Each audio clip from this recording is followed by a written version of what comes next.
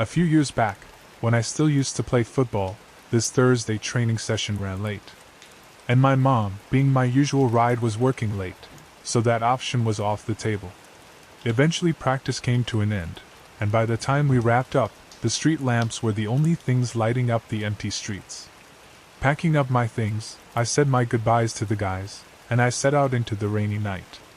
The rain was doing its thing, and those street lamps were flickering like they wanted attention. It was just me, the wet pavement, and the sound of raindrops tapping on my hood. At first, everything seemed cool. I mean, it's just a rainy night, or so I thought. But then, this weird feeling crept over me. Like when you think someone's staring, but I look around, finding nothing. I shook it off, convincing myself it was just the rain messing with my head. So there I am, walking in the rain, feeling a bit like a drowned rat, when suddenly I hear it. The rustling of branches and bushes. Like someone's sneaking around. Now, that's the kind of thing that doesn't sit right. And while feeling a little creeped out, I stopped, turning around, and muster up the courage to say, "Hello, anyone there?" But no response. Just the rain and the empty street. Feeling this strong sense of unease, I start picking up the pace. Home's the goal now, and I'm wishing I had wings to fly there. About 5 minutes from home, paranoia started to hit, and that's when I glanced behind me. I see this tall silhouette of a person who just seemed to appear out of thin air. This lanky, tall figure, seemingly appearing out of nowhere, just strolling behind me. Now, that's not a sight you want to see when you're alone in the dark, soaked to the bone. Fear hits me like a lightning bolt, and I decide I ain't taking any chances. Especially after all the weird occurrences that's happened. I bolt out from there like my life depended on it, running faster than I ever thought I could, leaving that creepy person in behind. Finally, I reach home, slam the door behind me, and take a moment to catch my breath. Heart's pounding like a bass drum, and I know I need to get as far away from whatever that was. Straight up to my room I go, close the blinds, and hope the nightmare's over. But, you know how it goes when curiosity kicks in. I take a peek through the blinds, thinking maybe it was all just imagination. However, it wasn't.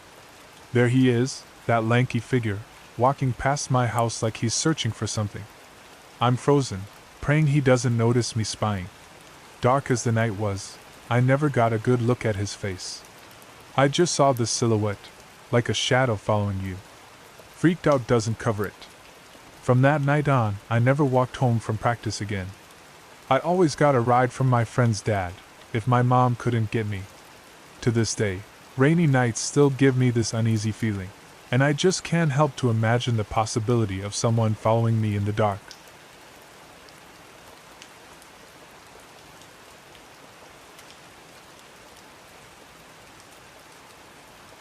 It was a Friday evening, about 5 years back, when my parents decided to hit the road for a family reunion over the weekend. I was around 15, and even though school had drained every ounce of energy out of me, the thought of a weekend of peace was exciting. Before leaving, they made it clear not to open the door for anyone and to call if anything were to happen. We said our goodbyes and my parents eventually left. The rain was pouring down like there was no tomorrow, early spring in full swing, and I was cozy in our suburban house, close to the outskirts of town. The plan was simple: binge watch, play games, and revel in the freedom of having the place to myself. After my parents' morning departure, I started my solo weekend by lazing on the couch, catching up on YouTube for a couple of hours. As evening set in, I decided it was time to kick off the gaming marathon me and my friends had planned. My room, a cozy haven upstairs, was where I intended to spend the night gaming. The clock struck 9 p.m., and the sounds of gunfire and digital explosions filled the room as I played online with my buddies. Everything seemed perfect, cozy even, with the rain beating against the windows, creating a soothing backdrop to our virtual adventures. But then, from somewhere above, came a thud. A muffled sound, echoing through the house. I figured it was just the house settling, the usual creaks and groans exaggerated by the relentless rain outside. I brushed it off and returned to my virtual battlefield. As the clock ticked away, Around 20 minutes later, there it was again. A subtle noise from the attic. This time, I couldn't ignore it. A touch of concern crept over me. My parents had emphasized the importance of caution, so I decided to give them a call. I described the strange noises coming from the attic, expecting them to reassure me. They told me it was probably just the rain playing tricks on the old place. I bought it at first, their explanation easing my nerves. However, the noises persisted, a soft, irregular shuffling from above, barely audible over the rain's consistent pouring. Curiosity mixed with a growing unease pushed me to investigate. With a squeak, I unlocked the attic entrance, and a rusty ladder came down. Carefully, I went up the cramped space. The attic, barely 3 feet tall at its peak, greeted me with a stale, musty air. I scanned the dimly lit space, and what I saw made my heart skip a beat. A pair of eyes met mine from the far corner, and the terror that gripped me was indescribable.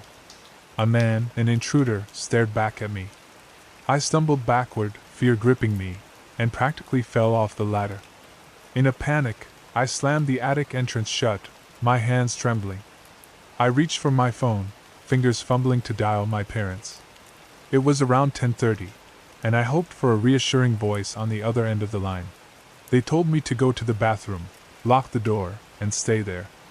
Also telling me they're on their way home, my mom calling the police while my father was on the phone with me. Huddled in the bathroom, scared and alone, I awaited their arrival. The blue and red lights of the police car outside provided a sense of relief. I cautiously unlocked the bathroom door and rushed downstairs to greet them. They checked the attic, their flashlights lighting up the dark like a torch in a cave.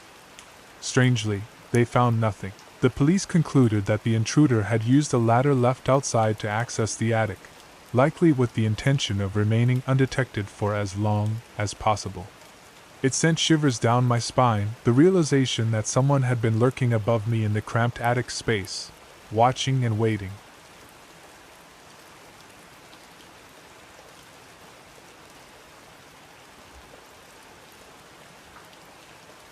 This happened a couple years back.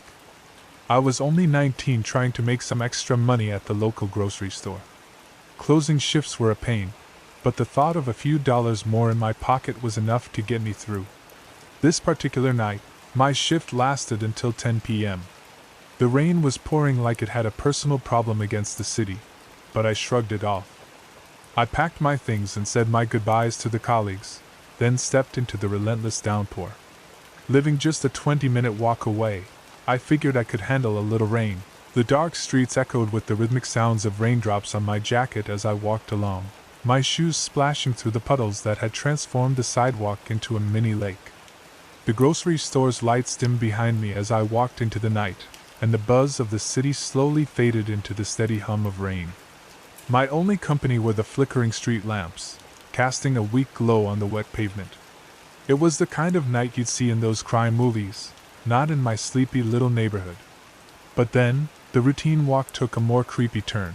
A shiny black Mercedes appeared behind. At first, I brushed it off.